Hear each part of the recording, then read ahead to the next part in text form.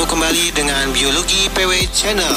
Jangan lupa ya untuk subscribe, like, dan share video ini. Biologi itu menyenangkan. Belajar bersama Pak PW.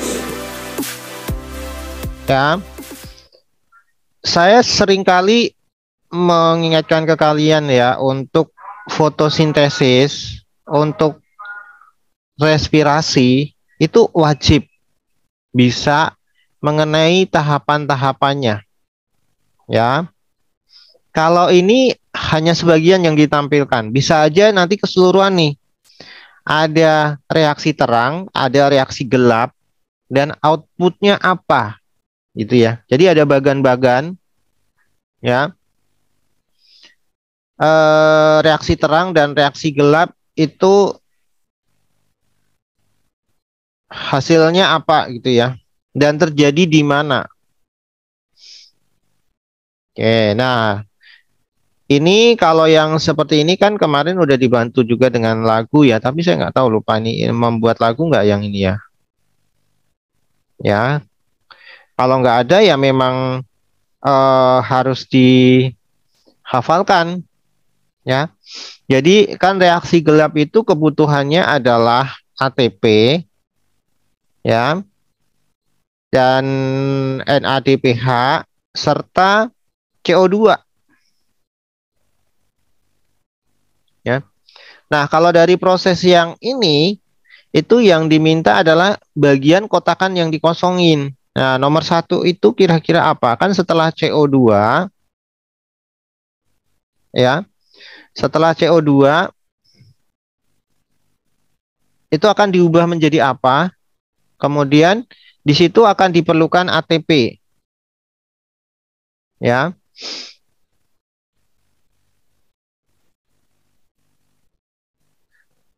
Lalu kalau ATP ini dipecah pasti akan menghasilkan apa gitu ya. Setelah ATP dipecah kan pasti menghasilkan dari adenin trifosfat dipakai 1 ATP maka menghasilkan ADP ya. Jadi ini udah kelihatan. Ini nomor 2 ini ADP. Nah, jadi kita langsung pilih aja nih. Dari sekian pilihan, misalnya nih kamu cuma satu tahu yang pasti gitu ya. Wah, yang pasti nomor 2 ini adalah ADP. Ya udah dilihat nih. Kan jawabannya udah pasti E dong.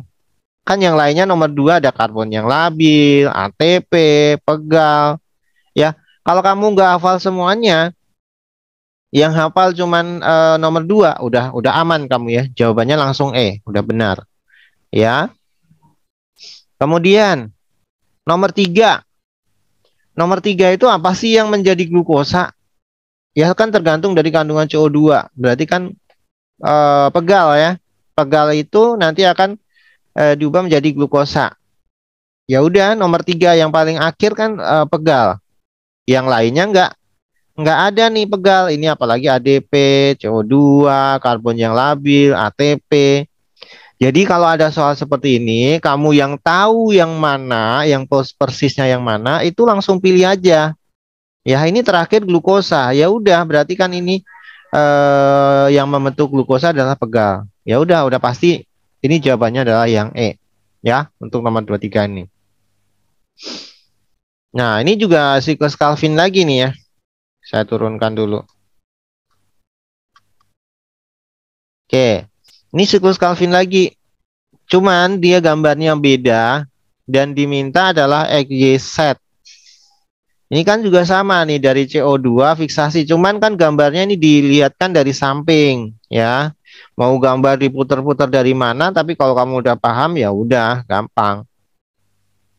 Untuk X ini kan dia setelah fiksasi ya,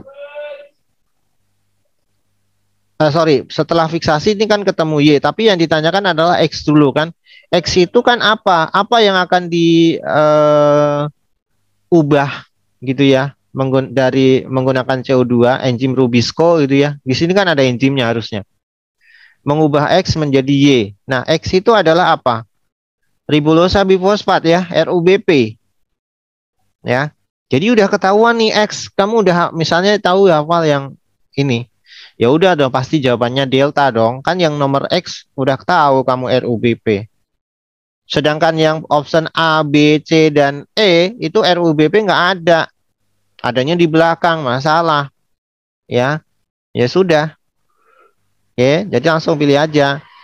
Nah, set ini kan nanti pegal akan disintesis menjadi glukosa nih ya. Udah ketahuan juga nih. Ini yang hafal kan kamu cuman RUBP sama pegal gitu ya misalnya. Udah ketahuan nih.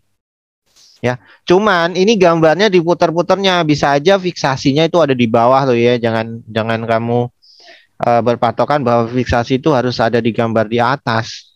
Ya, yang penting di sini ada CO2 masuk fiksasi, lalu NADPH, lalu ATP dipakai kapan gitu ya. Jadi gambarnya bisa bermacam versi. Jadi nanti pasti ada gambar, lalu kalian disuruh menyebutkan itu tahapannya apa. Oke, lanjut. Ini sistem transport lagi. Kalau yang tadi yang di atas itu juga sistem transport dan analisa, ini juga analisa nih. Ya. Seorang siswa melakukan percobaan transport membran. Nah, yang dimasukkan adalah sel darah merah. Direndam dalam larutan garam 20% dan didiamkan selama 1 hari. Kira-kira apa? Ya. Nah, ada istilah apa efek dari osmosis untuk sel hewan itu ada krenasi, kemudian hemolisis gitu ya. Sedangkan untuk sel tumbuhan ada plasmolisis, kemudian ada turgid gitu. Nah, di sini kalau sel darah merah itu berarti kan ada istilah krenasi. Ini ada krenasi, di sini juga ada krenasi ya. Nah, tapi antara kemudian hemolisis, antara ini kamu harus paham kapan dia terjadi krenasi, kapan terjadi hemolisis. Hemolisis itu sel darahnya pecah. Ya. Oke. Krenasi, saya kasih keterangan di sini aja ya. Krenasi ini terjadi kalau dia dimasukkan larutan hipertonik. Kemudian hemolisis itu kalau dia dilarutkan dalam hipotonis.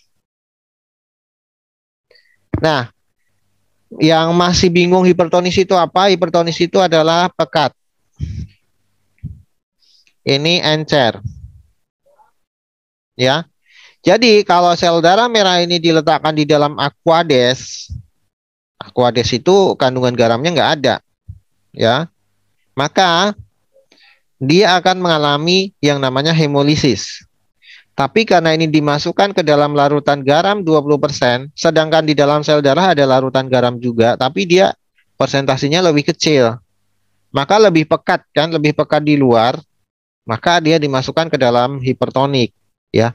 Maka terjadi peristiwa yang namanya ini, C, ya. Krenasi, keluarnya cairan sel dari darah ini ya, karena diletakkan dalam larutan hipertonis. Nah, setelah dikeluarkan cairannya, maka sel darah itu nanti biasanya akan menjadi seperti ini, ya. Atau istilahnya adalah mengkerut, krenasi. Jadi nggak bikonkav lagi, nggak bulat seperti ini, ya.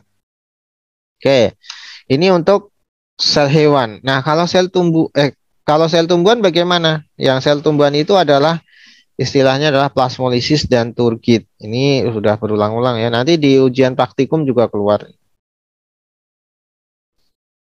Oke, lanjut ya. Nah, sekarang sel darah merah tersebut dalam larutan aquades. Nah, ini jawabannya berarti adalah terjadi apa?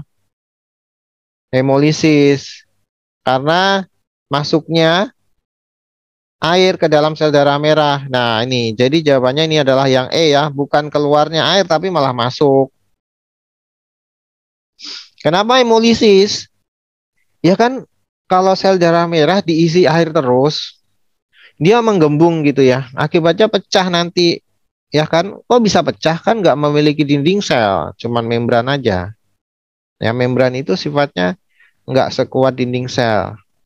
Kalau dinding sel, maka bukan terjadi hemolisis, maka akan terjadi turgid namanya. Nah, itu terjadi pada sel tumbuhan. Oke. Kalau ada pertanyaan boleh langsung tanya ya. Nah, sekarang ini uji enzim.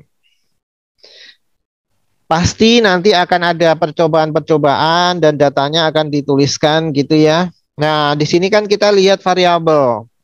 Ada variabel bebas dan variabel terikat. Nah, istilahnya udah pakai variabel ya, karena ini percobaan. Ini adalah variabel bebasnya. Ini variabel bebas. Nah, sedangkan ini variabel terikat. Variabel bebas itu variabel yang bisa diubah-ubah. Nah, sekarang yang diubah-ubah apanya? Larutannya diubah. Ada aquades, cuka, air kapur. Nah, kapur ini kan sifatnya adalah apa? Basa ya. Kemudian ini adalah sifatnya asam. Berarti ini udah ada pengaruhnya dengan pH gitu ya. Ini pH. Ya, ini berarti perlakuannya pH. Ini netral. Ekstrak hati ditandai kalau dia enzimnya bekerja dengan bagus, berarti ada gelembung gasnya banyak dan nyala apinya banyak. Ternyata dia ada optimal gitu ya pada suhu pada pH netral gitu ya. Ya, dengan nyala api dan ini. Berarti kalau asam dia nggak mampu, basa juga mampu sih, cuman sedikit. Nah, tapi kalau kita lihat kesimpulannya, kita cari yang paling bagus. Ya, kerja enzim katalase dipengaruhi oleh pH. Oke, udah pasti nih jawabannya adalah A. Ya, ini juga salah, salah. Enzim katalase baik pada asam ini juga salah. Karena kenapa nggak baik? Karena kan dia negatif di sini. Ya. Oke, jadi untuk enzim katalase itu jawabannya adalah yang A. Nah, sekarang kita lihat yang berikutnya nomor 25 yang bagian bawah. Ini juga tentang percobaan, tapi sepertinya beda ya. Variabel bebasnya beda. Di sini ada didinginkan. Ada didinginkan. Kemudian substratnya beda. Ya. Ada 5, ada 10. Kemudian di sini dengan 5 tapi dengan suhu didinginkan. Berarti itu yang berpengaruh adalah apa kira-kira ya? Dia substratnya sedikit. Ketika substratnya banyak ya, hasilnya kita lihat ada yang plusnya banyak, ada yang plusnya kurang gitu ya. Berarti kira-kira ini dipengaruhi oleh suhu udah pasti ya. Jadi volume enzimnya sama kok. Dari ekstra hati ini juga nggak dituliskan sih. Ya, enzimnya kan ada di ekstra hati. Kalau substratnya itu volumenya beda, tapi persenannya kadarnya sama 10% ya. Berarti ini konsentrasi enzim dan suhu ini nggak dibedakan ya konsentrasi enzimnya. Volume enzim dan suhu, volume enzim dan suhu, berarti ini jawabannya yang tepat adalah yang ini. Ya. Oke, jadi yang kita lihat dari 5 tetes, 10 tetes. Ya. Substratnya. Substrat itu kan peroksidanya ya. Enzimnya itu yang ada di hati. Enzim katalase namanya. Oke, jadi jangan terbalik. Baik, kita akan clear lanjut ke nomor 26. Nah, nih yang mungkin masih bingung ya, saya akan ulas di sini. Ini pasti keluar nih soal kayak gini. Ini kan soal tentang pembuatan asam amino. Di sini udah ada istilah kodon. Ya, kodonnya udah kelihatan. Kodon itu adalah sama dengan mRNA, bener nggak? Ya, sama dengan asam amino.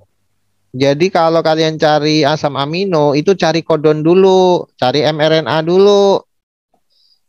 Nah, sekarang yang diketahui adalah DNA template. Nah, DNA template ini kan AAG, berarti ini adalah sebagai pencetak. Lalu akan diubah menjadi apa?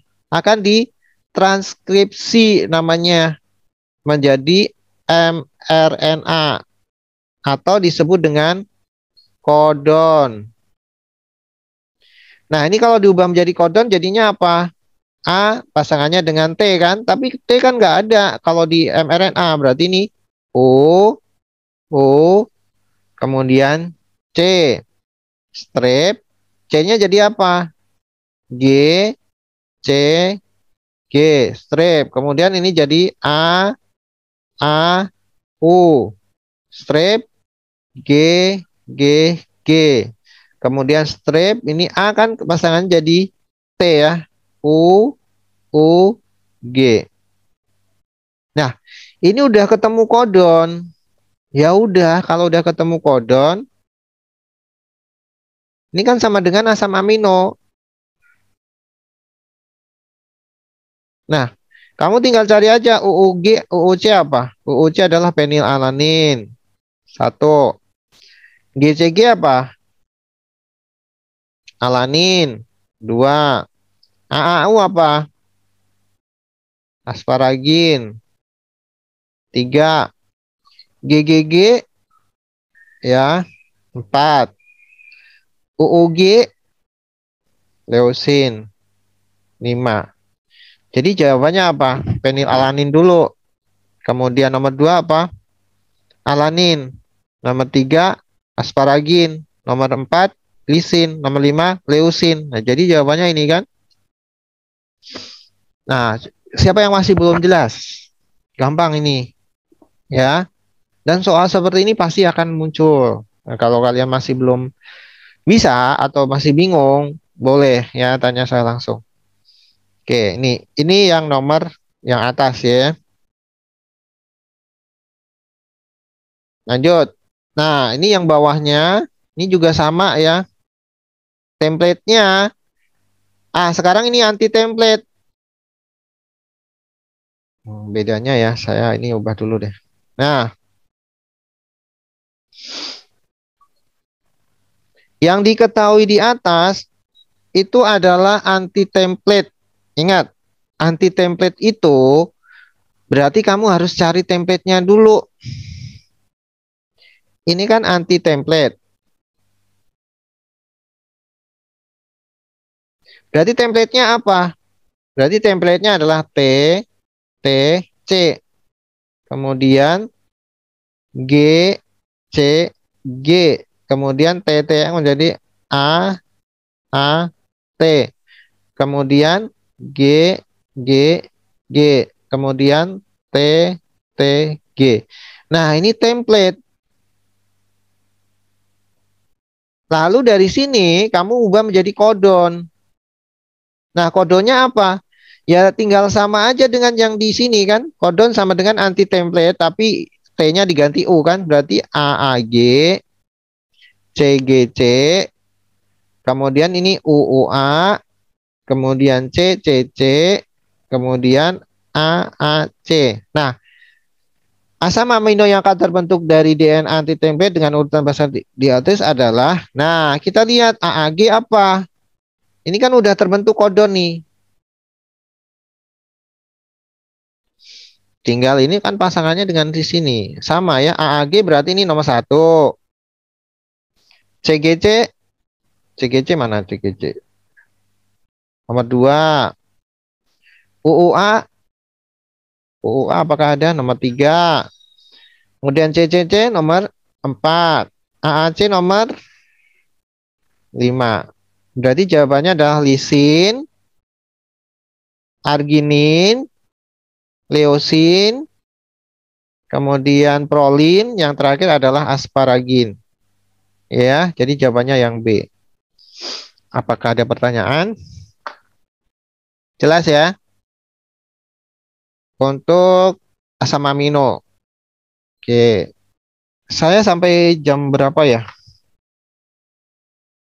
Kalau lanjut. Nah, tanya saya sampai jam berapa? Kalian istirahat 30 menit nanti.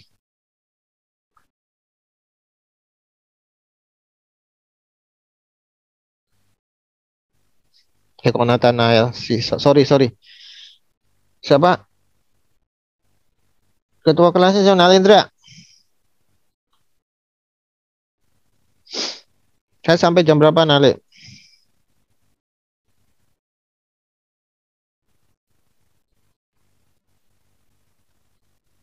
9.30 ya, Pak? 9.30. Oke. Ya, baru 97. Oke. Baik. Lanjut ya. Nah, ini memang soal nggak lengkap ya. Jadi saya carikan yang memang mewakili dari materi. Nanti besok saya akan carikan soal lagi yang sesuai ya. Nah, berikutnya adalah ini tentang materi teori evolusi. Untuk evolusi mah gampang ya. Ini kan cuma tiga pendapat orang saja. Pendapatnya siapa itu? Eh Har kok Harry Weinberg? Sorry. Charles Darwin, kemudian Weismann sama Lamarck. Kalau udah ada gambar tikus saja itu yang diingat adalah Weismann gitu aja kan. Oke, udah gampang nih ya. Gambar tikus itu Weismann.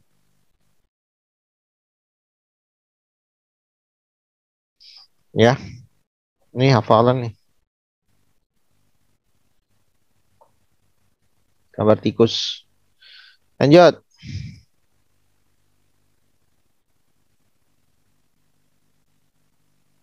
Nah, kalau jerapah, pada awalnya jerapah berleher pendek. Karena menjangkau makanan yang lebih tinggi, memanjangkan lehernya. Wah, ini kayak kartun aja ya. Sehingga menjadi berleher panjang. Peristiwa tersebut dikemukakan oleh siapa? Ya, Lamarck ya, udah ketahuan ya. Kalau Darwin apa pendapatnya tentang jerapah? Darwin mengatakan bahwa jerapah itu memang dari awalnya ada leher panjang, ada leher pendek. Sedangkan yang leher pendek itu musnah karena nggak mampu menjangkau makanan yang tinggi. Sedangkan leher panjang sampai sekarang masih ada karena dia bisa berhasil beradaptasi sehingga dia bisa mencapai makanan, memperoleh makanan. Nah, ini pasangan antara organ homologi dan analogi itu juga pasti masuk ya. Homologi itu berarti kan homologi. Ya, ini kan saya kasih keterangan di sini. Homologi itu berarti struktur sama asal usul ya. Terus fungsi beda. Analogi asal struktur beda, fungsi sama.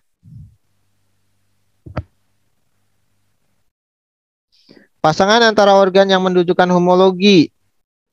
Yo, mana aja tuh yang homologi? Berarti kan nomor sep kupu-kupu ini harus berpasangan ya dibandingkan dengan siapa gitu ya. Nah, ini yang jelas yang homologi itu berarti kan dia strukturnya sama tapi fungsinya beda gitu ya. Berarti ini jawabannya adalah yang 2, 4 dan 5 ya. 2, 4, 5 nggak ada. 3 ya, 3 tangan manusia ya. Kemudian dibandingkan dengan siapa? Ini dengan sayap burung. Ya, dan kaki depan gajah. Ya kan sama-sama tangan. Ini strukturnya sama tapi fungsinya beda. Ya, fungsinya beda.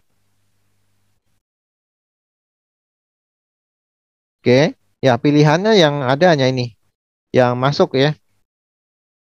Kalau ini ada angka satunya udah beda. Kemudian 2, 4, 6, 6 kaki ayam. Beda ya, kaki ayam itu kaki belakang, berarti bukan tangan. Salah. 2, 5, 6. Kalau ada angka 6 aja udah salah. Dengan bandingkan dengan yang di depannya ya, angka depannya. Oke. Lalu kalau yang soal di bawahnya, ini juga sama ya. Sekarang ini juga homologi ya, homologi. Berarti ini jawabannya nomor 28 itu 2, 3, 4 ya. Yang depan itu kaki depan kata 3 eh, sayap burung ya. Itu strukturnya sama tapi fungsinya beda. Oke, berarti ini jawabannya yang ini.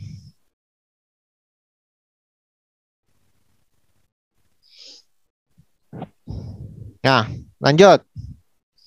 Untuk mutasi. Nah, mutasi besok mutasi masuk semua ya. Bisa mutasi kromosom atau mutasi gen. Kalau yang di penabur kemarin kalau nggak salah mutasi gen ya. Nah, untuk yang besok masuk semua. Mutasi kromosom itu biasanya akibatnya adalah sindrom. Ya, jadi kamu harus hafal jenis-jenis sindrom, kromosom nomor berapa aja yang hilang, ya. Nah, kalau di sini kan kalian lihat eh, udah ditunjuk sih nomor 18 ini ya. Nomor 18 itu kelebihan satu kromosom, ya. Maka ini namanya adalah sindrom Edward. Oke. Jadi dihafalin tuh ya sindrom-sindrom. Kemudian dia kelainannya di mana. Nah, ini yang kalau yang di bawahnya ini sindrom Edward ya. Nah, kalau yang di bawahnya ini X-nya sendirian nih. Jadi kekurangan kromosom kelamin, satu kromosom kelamin. Ya, maka ini namanya adalah sindrom Turner. Ya, jadi ini memang bisa aja nanti yang ditampilkan adalah mutasi yang mengakibatkan apa ini sindrom, tapi bisa jadi juga struktur kromosomnya. Ingat itu yang istilah delesi, kemudian duplikasi, inversi. Inversi itu terbalik ya, ada inversi parasentris, kemudian perisentris, ya. Kemudian ada duplikasi, ya. Selanjutnya, nah ini pengelompokan hewan berdasarkan kelas. Ini pertanyaannya apa? Dasar pengelompokan kelas hewan di bawah ini adalah, ini kan kelas vertebrata ya. Kelas vertebrata itu ada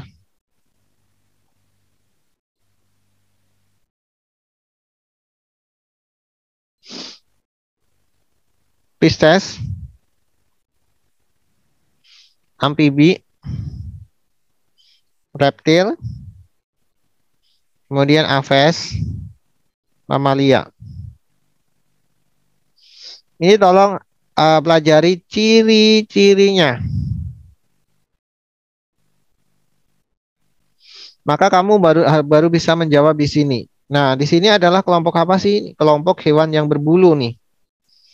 Di sini ciri khasnya adalah bulu. Kemudian ini pasti berdarah panas. Ya, maka dasarnya ini. Dan bertelur ini ovipar ya.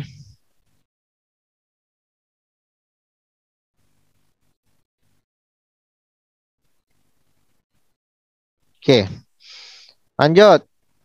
Ini burung gampang. Nah, kalau bawahnya apa nih soalnya? Nah, ini kelompok yang menyusui ya. Berarti kelas mamalia. Punya kelenjar susu.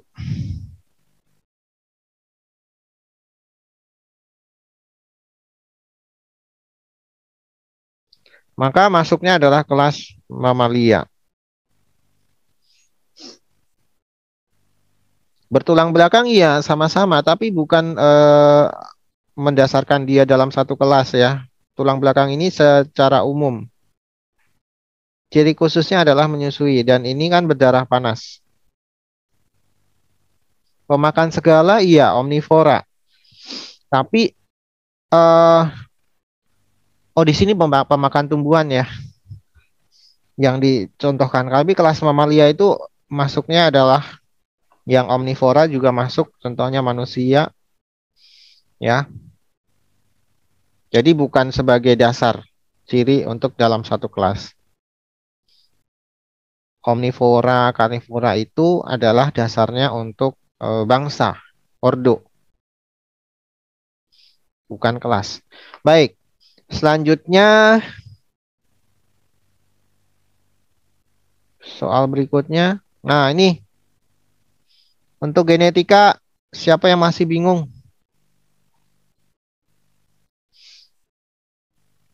Persilangan, ya. Untuk persilangan ada buah besar, kemudian rasa hambar, H kecil, dengan tanaman sejenis, buah kecil dikawinkan dengan B kecil, H besar, H kecil. Perbandingannya antara buah besar manis, besar hambar, kecil manis, kecil hambar gitu ya. Nah, kita silangkan aja ya. Ini gametnya apa aja? Gametnya. Gametnya kan ini B besar H kecil lalu B kecil H kecil. Yang di sini B kecil H besar lalu B kecil H kecil. Ya udah dikawinkan, berarti nanti jumlahnya ada berapa? Oh, sebentar ini. Berbuah besar rasa hambar ya, benar ya. Oke.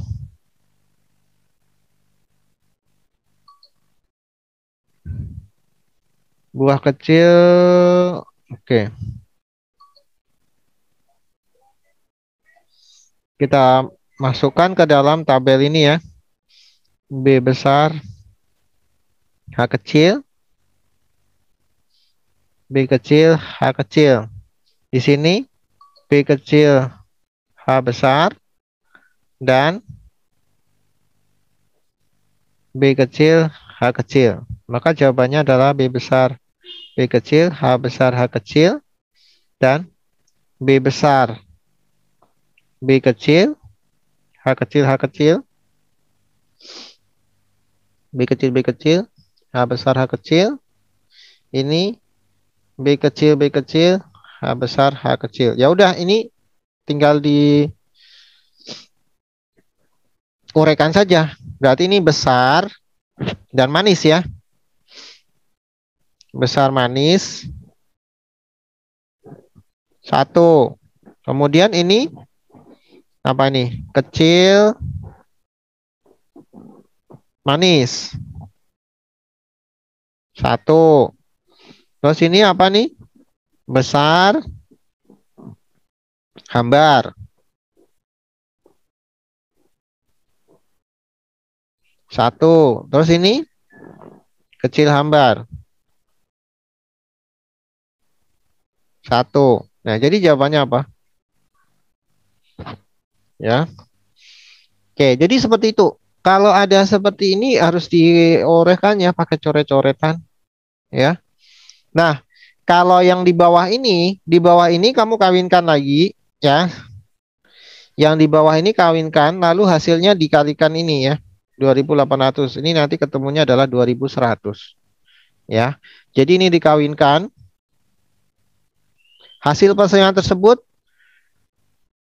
menghasilkan 2.800. Apabila sifat merah dan ini tidak jumlah tanam cabai yang berfenotipe pedas merah. Nah, ini tinggal dikawinkan.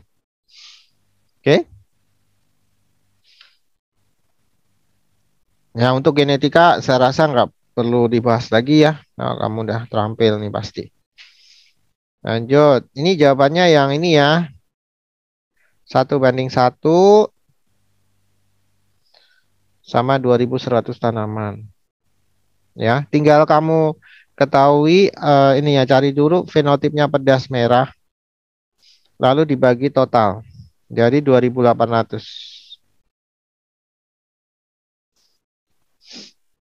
Nah, ini apa lagi nih? Mutasi lagi.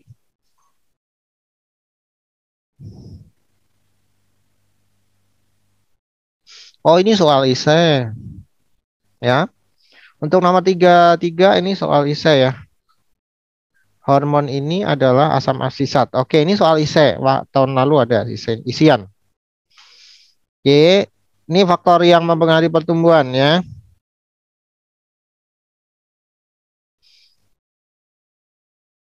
Kemudian ada macam mutasi substitusi dan artinya pergantian ya.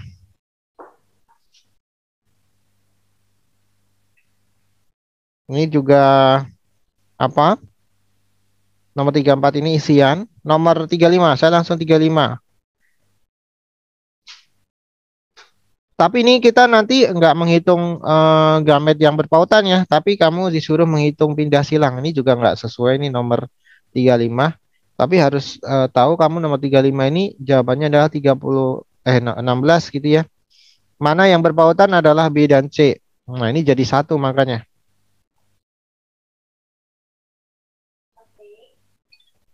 Ini jadi satu. B dan C berpautan. Berarti B kecil dan C kecilnya juga berpautan. Ini nggak boleh pisah. Ya, makanya kan tinggal yang berbeda adalah AA, kemudian D besar D kecil, E besar E kecil. Ya, ketemunya 16 macam.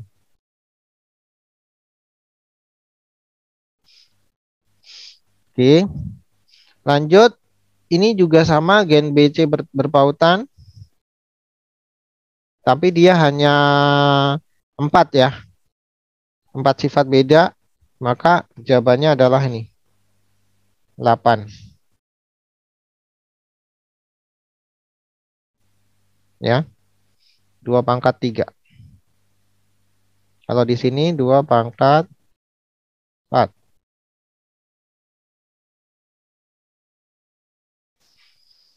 Lanjut.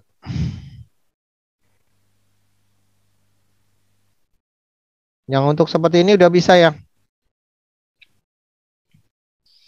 Berdasarkan peta silsilah keterangan di atas dapat ditentukan genotip ibu nomor 1 dan nomor 2. Ini udah ada keterangannya juga.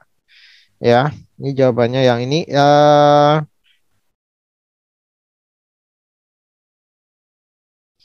Jadi kan hemofilia ya. Hemofilia itu terpaut pada kromosom X yang disebabkan oleh gen dominan ya. Jadi kalau ada XH besar XH kecil itu berarti dia normal ya, tapi membawa sifat hemofilia ya. Dan laki-laki yang dihasilkannya juga harus normal, maka XH besar Y ya. Dan ini digabungkan dengan sifat albino. Sifat albino nggak terpengaruh pada kromosom kelamin. Tapi dua-duanya adalah heterozigot, berarti nanti akan ada yang wanita atau yang pria itu nggak masalah. Yang penting ada albinonya, ya, seperti itu. Jadi jawaban nomor 1 dan 2 itu adalah yang delta. Nah, kalau yang ini,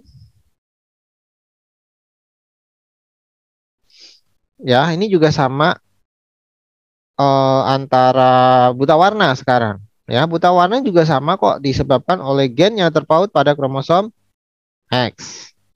Ya, jadi nomor 36 ini jawabannya juga yang ini. Ya, yang D. Cuman istilah apa penyakitnya saja ya, adalah sama. Tuh, kan? Ya. Ini tinggal kurang nomor 1 dan 2-nya. Angka nomor 1 dan 2-nya. Lanjut untuk kerusakan lingkungan. Nah, kalau ada kerusakan lingkungan seperti ini. Ini kan sampah hama nih. Kalau kalian lihat ini adalah sampah anorganik. Ya. Sampah anorganik ini sukar diuraikan. Maka dia akan mengakibatkan pencemaran tanah. Nih. Kalau global warming enggak ya. Global warming ini penyebabnya adalah CO2. Ozon ini CFC ya. Efek rumah kaca ini adalah CO2 juga. Banjir kok dikurangi pemakaian CFC, nggak nyambung ya. Jadi karena ini adalah sampah gitu ya, berarti dia ini jawabannya ya. Lalu cara mengatasinya ya didaur ulang aja, lebih aman ya, untuk mengurangi, istilahnya mengurangi kerusakan lebih lanjut. Nah, kalau ini tindakan yang paling tepat adalah apa? Dampaknya bisa banjir. Tapi apakah dengan mengurangi CFC? Ya salah, nggak nyambung. Maka ini jawabannya adalah apa? Global warming apakah bisa? Bisa. Karena apa? Tumbuhannya berkurang, CO2-nya lebih banyak. Maka ini bisa, jawabannya lebih tepat yang ini. Hujan asam itu oleh sulfur ya. Lanjut. Nomor 38. Ini berkaitan tentang kesimpulan dari suatu percobaan ya. Ini jawabannya masing-masing kelompok ditanam ukur yang sama kelompok 1 dan jumlah kecambah A ternyata lebih banyak. Berarti ini kan perlakuan pupuk yang A lebih baik ya daripada pupuk B. Ya, kesimpulannya gampang. Terus soal yang bawahnya, siswa melakukan percobaan tentang ini, kacang tanah kecambah 1 tempat gelap. Nah, ini berarti cahaya ya. Cahaya berpengaruh pada pertumbuhan ya. Sudah jelas. Lanjut. 3. Ini satu soal lagi, ini ngepas nih ya. Setiap kelainan genetik disebabkan oleh allele tunggal yang rusak secara oleh teknik. Nah, ini kan bioteknologi modern. Ya. Dengan cara bagaimana? Ya, menyisipkan DNA. DNA rekombinan ini namanya. Nah, kalau yang di bawahnya fusi protoplasma, ini namanya adalah hibridoma. Kemarin udah dijelaskan ya, di video juga udah ada kok. Ini pelajaran terakhir, harusnya masih ingat ya tentang bioteknologi. Bioteknologi konvensional, yang modern juga saya sudah jelaskan dengan video, teknik-tekniknya ya, langkah-langkahnya ya. Oke, saya rasa ini saja dulu. Ya, besok kita akan bahas lagi soal yang Terima kasih ya yang sudah subscribe, like, dan share video ini. Biologi itu menyenangkan.